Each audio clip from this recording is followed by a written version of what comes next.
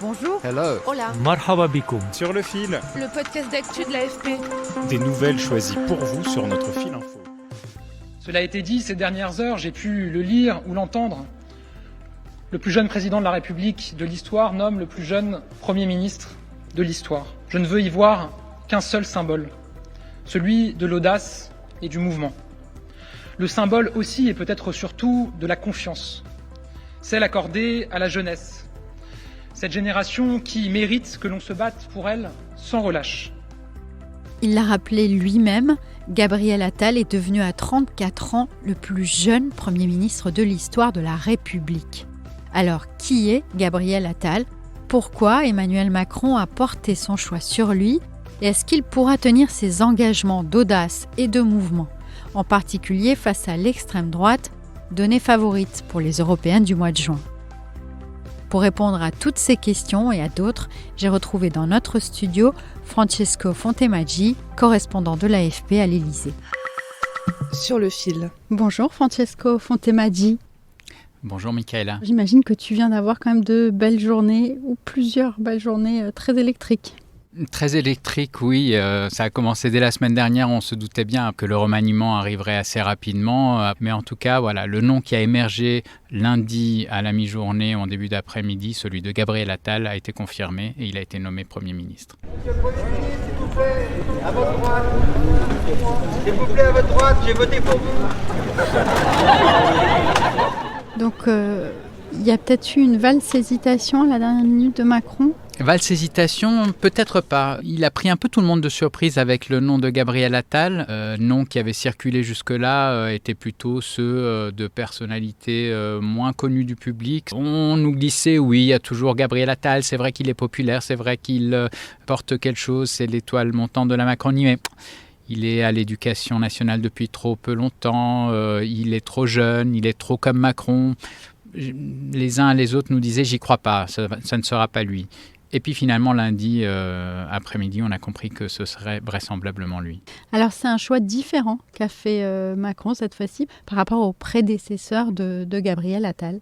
Oui, c'est différent. Il y a de la continuité quand même, mais il y a une différence de taille. Édouard Philippe, en 2017, son Premier ministre, c'était un lieutenant d'Alain Juppé, mais qui n'était absolument pas connu du public, Jean Castex, Elisabeth Borne, des profils soit techno, ou en tout cas, pas des stars de la politique, et des personnalités qui jugeaient être des collaborateurs des exécutants, qui n'allaient pas lui faire de l'ombre.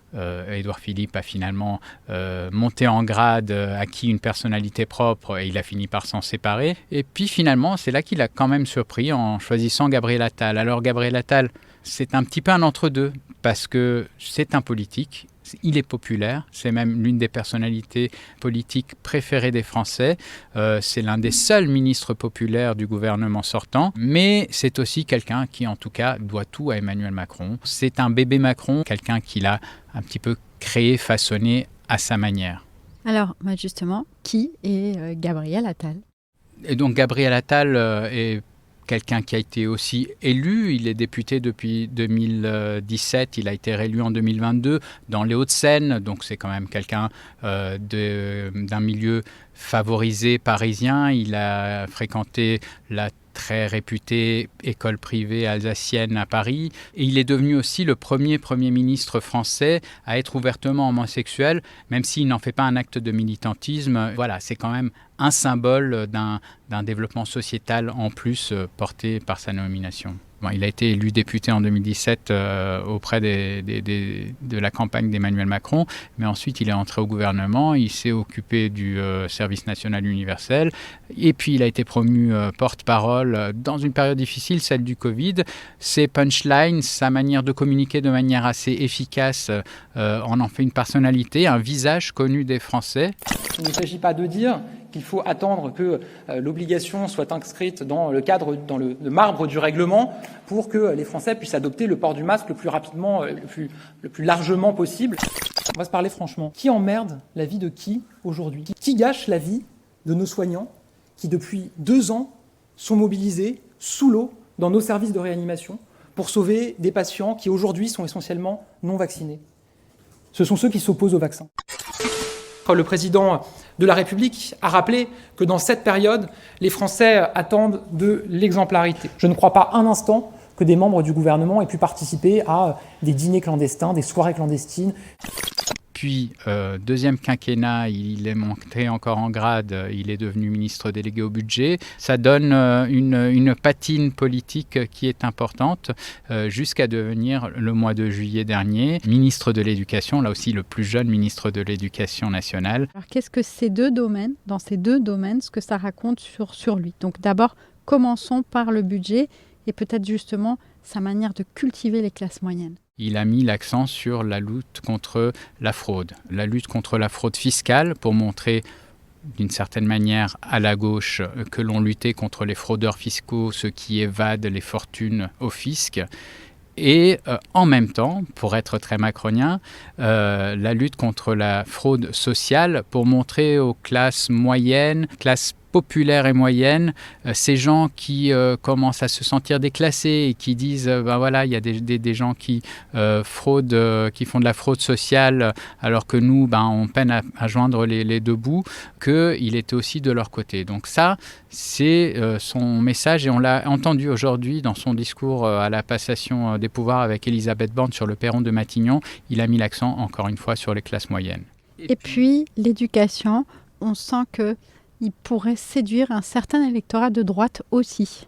Il a posé à l'éducation nationale des actes qui sont considérés, en tout cas par ceux qui le défendent, comme des actes d'autorité en matière de laïcité, notamment en interdisant, ça a été une de ses premières décisions, le port de l'abaya à l'école. On l'écoute.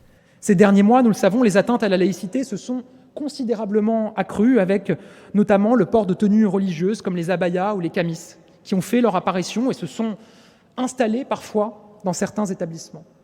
Nous devons faire bloc et nous allons faire bloc. L'abaya n'a pas sa place dans nos écoles, pas plus que des signes religieux. Et ensuite, un autre chantier qu'il a lancé aussi, qui plaît plutôt à la droite, est celui de l'expérimentation du port de l'uniforme à l'école. Donc, ça fait de Gabriel Attal un profil assez adapté à ce que veut faire Emmanuel Macron, c'est-à-dire continuer à séduire un peu la gauche et la droite. Alors, dans les critiques, il y en a deux principalement. La première, exprimée d'ailleurs peu avant qu'on se retrouve par le président du groupe socialiste à l'Assemblée nationale, Boris Vallaud, c'est que c'est un avatar de Macron, tout simplement, et qu'il n'aura qu'un rôle finalement de porte-parole ou de simple exécutant. Il est au fond un nouvel avatar qui succède à un ancien avatar, et Emmanuel Macron se succède à lui-même d'une certaine manière. Est-ce que Gabriel Attal va vouloir s'émanciper, avoir une existence propre, prendre ses distances avec certaines décisions d'Emmanuel Macron pour pouvoir exister et peut-être se faire une place dans le club des prétendants à sa succession? Ça aussi, il va falloir le scruter. Et la deuxième critique, c'est sur son manque, finalement, son parcours très court, et notamment le fait qu'il ne soit même pas passé une seule fois ou très très peu par le secteur privé. Effectivement, Gabriel Attal, de par sa jeunesse et de par son parcours, n'a pas une expérience, n'a pas mis les mains dans le cambouis de l'économie réelle. C'est quelqu'un qui peut être décrit par ses détracteurs comme un apparatchik. Donc, qu'est-ce qui va donner au contact avec le pays réel en poste très exposé, très compliqué de Premier ministre? Seules les prochaines semaines et les prochains mois vont pouvoir nous le dire. Alors, premier rendez-vous immédiat, là, très vite, il faut qu'il forme son gouvernement. D'ailleurs, est-ce que c'est lui qui va former son gouvernement? On pourra voir s'il met une petite patte dans le gouvernement, mais on se doute bien que ce sera Emmanuel Macron qui sera à la régie, à la baguette et aux lumières et au son de la formation de ce gouvernement. Emmanuel Macron, bien entendu, va devoir gérer les équilibres dans sa majorité. Les ténors qui se sentent un petit peu déçus de voir le plus jeune leur passer par-dessus, et je pense à Bruno Le Maire, qui est ministre de l'économie et des finances depuis 6 ans, dont Gabriel Attal était le sous-ministre à Bercy au budget et qui voit ce jeune qui était son ministre délégué devenir son Premier ministre. Est-ce qu'il va vouloir partir et se mettre à son compte? Est-ce qu'il va demander à être muté aux affaires étrangères puisque c'est le précaré du président, il va être sous l'autorité directe du président? Tout ça reste à voir et c'est à Emmanuel Macron de gérer ces choses-là. Et puis il y a le ministre de l'Intérieur, Darmanin. Bien sûr, il y a Darmanin aussi qui, souvenez-vous, l'été dernier a été peut-être à 2 doigts d'être nommé Premier ministre par Emmanuel Macron, qui finalement, à la dernière minute, a décidé de ne pas le faire, qui ensuite a quand même des ambitions pour l'avenir, peut-être pour 2027, en tout cas, de monter encore en puissance. Quelles sont ses missions, en fin de compte? Et quelle est la mission politique avec cette échéance qu'on connaît, soyons clairs, des élections européennes? La feuille de route que lui donne Emmanuel Macron, c'est de mettre en œuvre ce fameux réarmement qu'il a promis lui-même lors des vœux aux Français le 31 décembre. Réarmement industriel, économique du pays pour arriver à l'objectif du plein emploi, qui est quand même le grand objectif. Et maintenant, il a ajouté ce réarmement civique, qui est encore un terme un peu flou. En réalité, ça veut dire aider Emmanuel Macron à retrouver l'élan que son second quinquennat n'a jamais vraiment trouvé. Il va être vite confronté à la réalité du jeu politique actuel, et la réalité du jeu politique actuel n'a pas changé par rapport à Elisabeth Borne. Il n'a pas la majorité absolue. L'équation politique est toujours aussi complexe sous Gabriel Attal qu'elle l'était sous Elisabeth Borne, et donc il lui faudra quand même une bonne dose d'habileté pour arriver à naviguer là-dedans. Il a à assez court terme ce que certains ont appelé la mère des batailles, les élections européennes. Pourquoi c'est la mère des batailles et qu'est-ce qu'on lui demande? Ce que disent les sondages, pour l'instant, n'est pas très joli à voir pour Emmanuel Macron.